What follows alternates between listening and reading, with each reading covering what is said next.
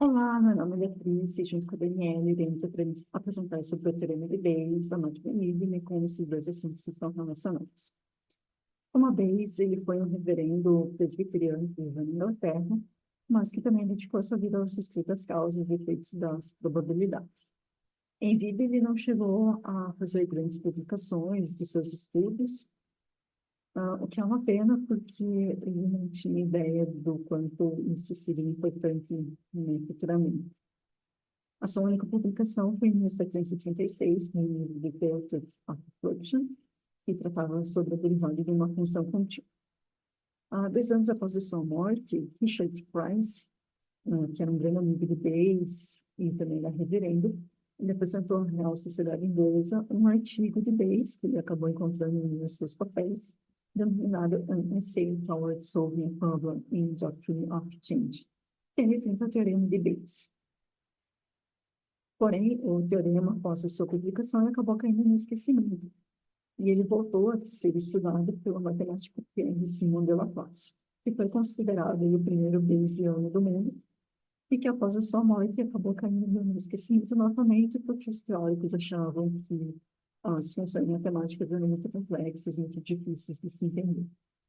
E o teorema ele voltou em voga novamente no período ali da Segunda Guerra Mundial. E para a visão de Bayes, né, a visão bayesiana, ela é muito simples, e a probabilidade é o que mede o grau de incerteza sobre algo, e que representa a chance de um determinado evento de ocorrer.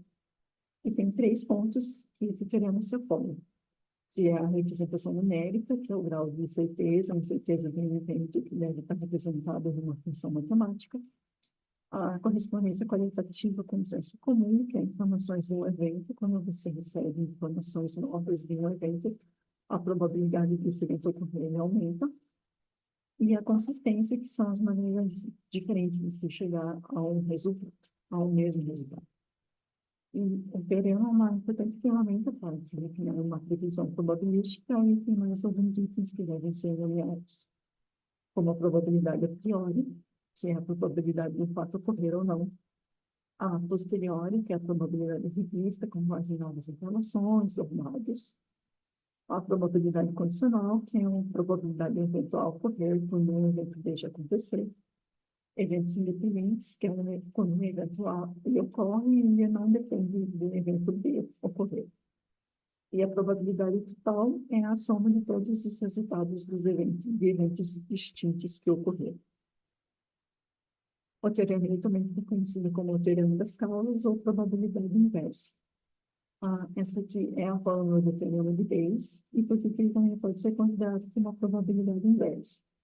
Porque a probabilidade condicional de A dado B também pode ser calculada como a condicional de B dado A, o que também é verdadeiro.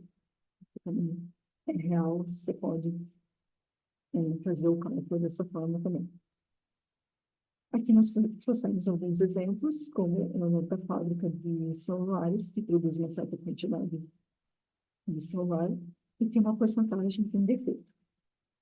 E aqui ele quer saber qual é a probabilidade de um celular com defeito ter sido fabricado pela fábrica C. Pelos cálculos aqui da fábrica A, B e C, a porcentagem de fabricação e a porcentagem de defeitos, na soma total dá 2,1% de celulares com defeitos. E um celular defeituoso produzido pela fábrica C ficaria em 47,6%, que seria a multiplicação da quantidade produzida pelos celulares defeituosos dividida pela quantidade total de celulares defeituosos. Aqui, em outro exemplo, é sobre uma empresa que contaminou uma região com um produto químico Z e que ele pode causar câncer de pâncreas nos humanos.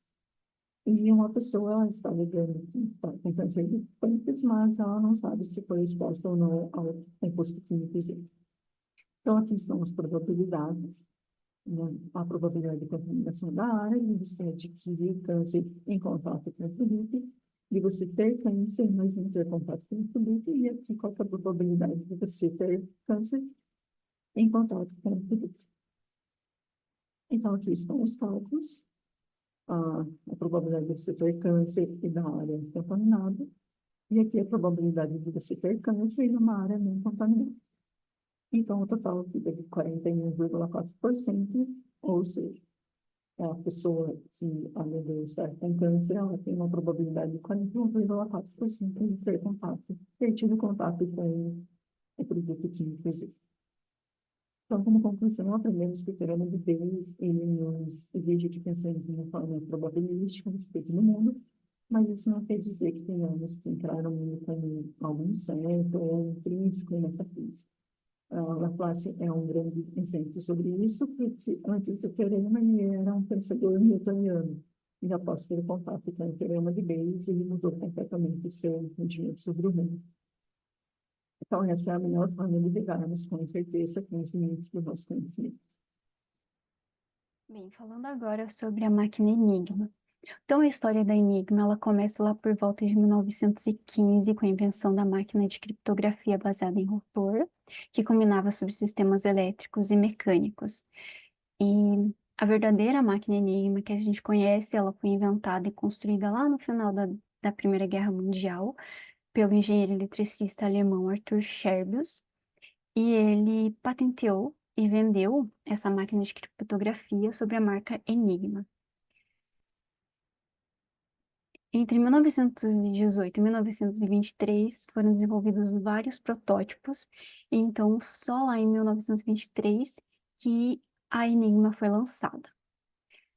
E a Enigma ela tinha dois ramos, que eram as máquinas que imprimiam no papel e as máquinas que usavam as lâmpadas incandescentes, que é as máquinas que a gente mais conhece. Então, essas máquinas com lâmpadas incandescentes, elas começaram a ser produzidas em 1924, com a Enigma A, e essa máquina evoluiu para a Enigma B, evoluiu para a Enigma C, e então veio a Enigma D, que é o projeto base para as máquinas posteriores.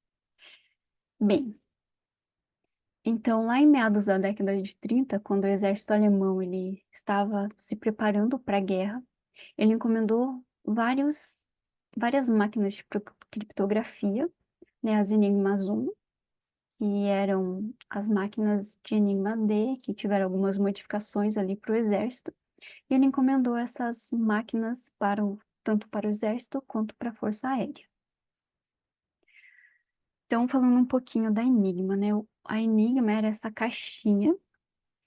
Ela continha um teclado com 26 teclas, com letras de A a Z, 26 lâmpadas, correspondente às letras, um conjunto de rotores, normalmente 3 rodas que ficavam dentro da caixa, um refletor, que também ficava dentro da caixa, este painel de plugs aqui, que conectavam as letras, então eram 26 plugs, uma para cada letra, e uma bateria que fazia funcionar ali o sistema elétrico. Então, o funcionamento da Enigma. Então, as letras eram lidas do teclado e elas eram embaralhadas por essas rodas aqui. Então, essas rodas, elas continham 26 pinos, uma para cada letra, que eram ligados, né, conectados com esses fiozinhos do outro lado da face, correspondia à outra letra. Então, um pino correspondia aqui à letra A, e com os cabinhos ele era conectado à letra I, por exemplo. Então, quando essas rodas eram colocadas uma do lado da outra, esses pininhos, eles se conectavam a esses conectores e a corrente elétrica podia ser passada de uma roda para outra. Então, quando uma tecla é pressionada, a primeira roda, ela sempre vai avançar uma posição. Daí o circuito elétrico é ativado, a corrente passa ali pelo aquele painel de plugs, para ver se a letra é a mesma ou a diferente, e depois ela vai passar pelas rodas, da direita para a esquerda, até chegar no refletor, e esse refletor manda essa corrente de volta. Só que da esquerda para a direita, até chegar no painel de plugs e então acender a luz correspondente ali da letra. Então, também quando cada tecla é pressionada e a roda muda, a configuração da máquina aqui vai mudar. Então, aqui está EHS, depois vai passar para EHT. Então, isso faz com que cada mensagem, cada letra de uma mesma mensagem seja diferente, codificada diferente. Então, a configuração inicial do Enigma, ela precisa ser conhecida em ambos os lados. Então, por exemplo, nesse circuitinho aqui, a gente aperta na letra Q, vai ativar o circuito elétrico, passa pelo painel de plugs, onde a letra Q continua sendo a sua letra Q, vai mandar para a primeira roda, que vai passar pela segunda roda, e enfim pela terceira, chegando no refletor, que envia esse circuito novamente para a terceira roda, que envia para a segunda, volta para a primeira, vai passar para o painel de plugs, com a letra correspondente, nesse caso seria a letra W, mas no painel de plugs ela está plugada na letra E e vai acender a letra E. Então, dando continuidade para quebrar o código da Enigma, era necessário saber quais eram as configurações iniciais da máquina. Portanto, foi criada, né, uma máquina chamada BOM para fazer essa decodificação. Então, uma das tarefas de Turing foi calcular o número de testes que a BOM tinha que realizar para fazer as decodificações. Porém, os testes demoravam muitas horas ou muitos dias, e isso era inadmissível, né, pelo contexto da guerra, e também porque as configurações iniciais da Enigma elas mudavam diariamente, então não tinha horas ou dias, como 4 dias, para que as permutações fossem rodadas e conseguisse algum resultado. Então, por isso, Turing inventou um método manual para reduzir a carga e tempo da bomba. E era um sistema bayesiano que permitia a adivinhação de um trecho de letras em uma mensagem. A equipe de Turing também coletava frases alemãs de boletins meteorológicos para detectar sequências de palavras mais utilizadas.